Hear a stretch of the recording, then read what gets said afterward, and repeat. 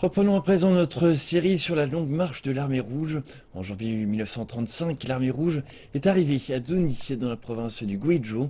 Elle a organisé une convention dans une école à laquelle plus de 10 000 personnes ont participé.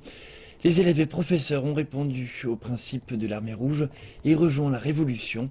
Ceci sur le site original de l'école normale de Zuni en 1907. Aujourd'hui, cet établissement continue de propager l'esprit révolutionnaire et aide les habitants des montagnes à sortir de la pauvreté. L'ascension des 20 km de montagne prend plus d'une heure. Le transport a toujours été un problème dans le village de Gaoshan. Le docteur Luo Yuanfeng travaille dans l'école normale de Zunyi. Il effectue un mandat de 2 ans pour aider le village à sortir de la pauvreté. Plus de 50 foyers de 500 personnes vivent dans la montagne. Elle gère 1300 hectares de forêt de bambou. Si la route était réparée, cela stimulerait les ventes de pousses de bambou et aiderait à préserver leur fraîcheur. Dans le cadre du programme d'aide, les professeurs de l'école vont au village. Ils aident les habitants à améliorer la culture du bambou. Les experts nous ont indiqué des méthodes pour améliorer la production de pousses de bambou. Nous coupons les bambous frais et vieux et laissons les jeunes. La productivité s'est améliorée.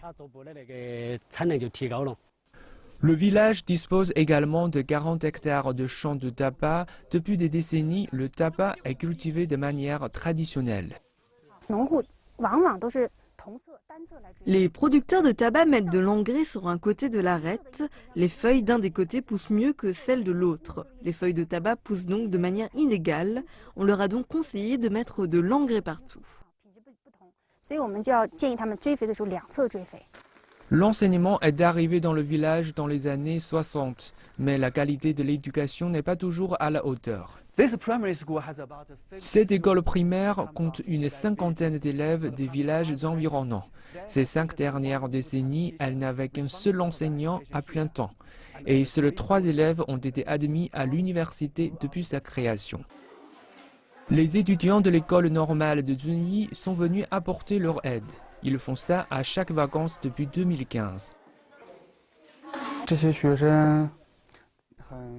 Les élèves sont honnêtes et simples. Quand je leur parle, je peux ressentir leur envie d'apprendre.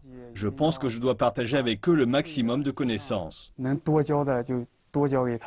Le gouvernement chinois a inscrit Gaoshan sur la liste des villages les plus pauvres du pays. Pour le docteur Luo, grâce à ce programme, le nombre de personnes vivant dans la pauvreté aura chuté de 20 à 4% d'ici la fin de l'année.